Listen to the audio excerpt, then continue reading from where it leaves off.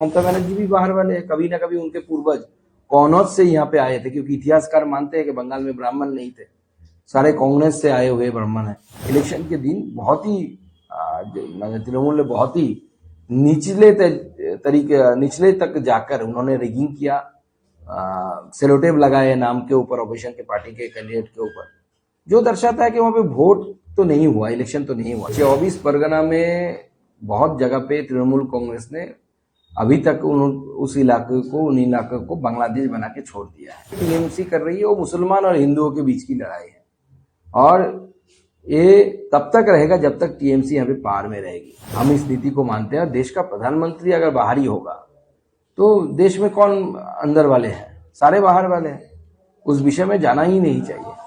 और इतिहास खंगालने जाएंगे तो ममता बनर्जी भी बाहर वाले हैं, कभी ना कभी उनके पूर्वज कौनौज से यहाँ पे आए थे, क्योंकि इतिहासकार मानते हैं कि बंगाल में ब्राह्मण नहीं थे, सारे कांग्रेस से आए हुए ब्राह्मण हैं।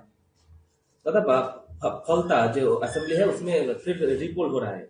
देखिए, इलेक्शन कमीशन ने देखा वहां पे पोल के नाम पे, यानी इलेक्शन के दिन बहुत ही तृणमूल ने बहुत ही निचले तक जाकर उन्होंने रिगिंग किया, सेलोटेप लगाए नाम के ऊपर, ऑपोजिशन के पार्टी के कैंडिडेट के ऊपर, जो दर्शाता है कि वहां पे वोट तो नहीं हुआ, इलेक्शन तो नहीं हुआ, इसलिए इलेक्शन फिर से होगा। आगामी कल ভোট গণনা क्या समझ रहे हैं? भारतीय जनता पार्टी की सरकार उनका नाम गोलाबारी एकाधिक बीजेपी कर्मी बाড়িতে হামলা মারধর পুলিশ চালানোর অভিযোগ তৃণমূলের বিরুদ্ধে।